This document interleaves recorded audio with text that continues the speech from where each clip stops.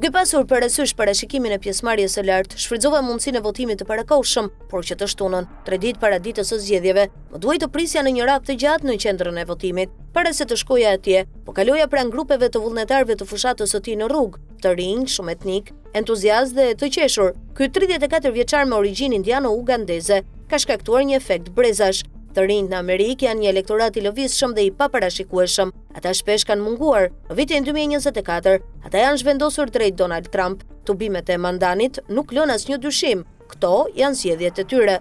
Të rinjt dhe të rejat janë ushtria marshuese që premton këtë ngjarje historike, zgjedhjen e kryetarit të parë musliman. Në qytetin e martirizuar të 11 shtatorit, kur 3000 të pafajshëm vdiqën në sulmin e Al-Qaedës, në metropolin më të madhe hebreja shtetit të Izraelit. Kryetarët e Bashkisë Muslimane ekzistojnë tashmë në disa qytete perëndimore, Londër dhe Rotterdam, në Shtetet e Bashkuara, disa komuna në Michigan, por New Yorku është i veçantë. Nëse sondazhet konfirmohen, ndikimi global do të jetë unik. Kryetari i Bashkisë së New Yorkut do të bëj politikani i parë që do të ngrihet nga gjenerata e Gazës në një pozicion të kësaj rëndësie dhe dukshmërie. Një anekdotë ilustron këtë rezonancë globale. Disa ditë më parë, takova Sheikh Al-Thanin, kryeministrin e Katarit, në Manhattan në një debat mbi lindjen e mesme. Si ndërmjetësi kryesor midis Izraelit dhe Hamasit, edhe ai duhet i përgjigjej pyetjes çfarë ndikimi do të ketë zgjedhja e Mandanit në botën arabe. Përtej origjinës, fesë dhe qëndrimit të tij pro-palestinez, Mandani ka një agjendë socialiste në zemër të kapitalizmit global, në selinë e Wall Street.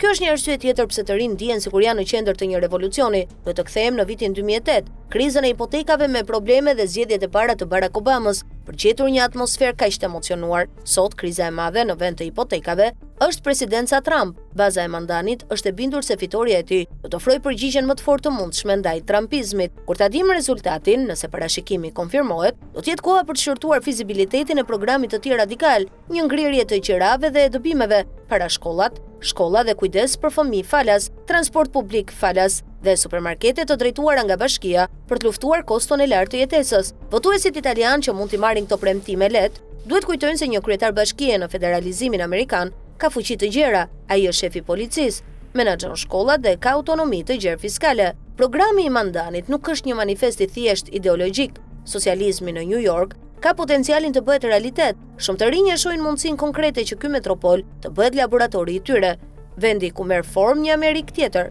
Një debat kombëtar është tashmë duke u zhvilluar nëse linja Mandani është e ardhmja e të gjithë Partisë Demokratike. Një mik i imi, Carlo Invernici, gjithashtu me shtetësi të dyfisht, analizon suksesin e Mandanit me një qasje shkencore, ndërsa jep mësim shkenca politike në Universitetin e Kolumbias dhe Kolegjin e Qytetit. Ai vëren se fushata e tij ka qenë jashtëzakonisht e disiplinuar në mesazhet e saj, duke përqendruar në temën dominuese, kostoja e lartë e jetesës dhe në veçanti vështirësia e aksesit në strehim.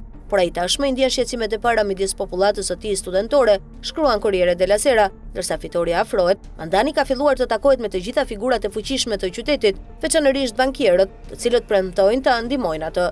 Më të zgjuarit midis tyre shohin të njëjtin rrezik si Obama, i cili filloi si revolucionar, pastaj u bë shumë i moderuar dhe i prirur në kompromis. Por këto do të jenë pasojat, ndërkohë New Yorku po shijon pritje në ankth dhe vëmendje në mbar botën.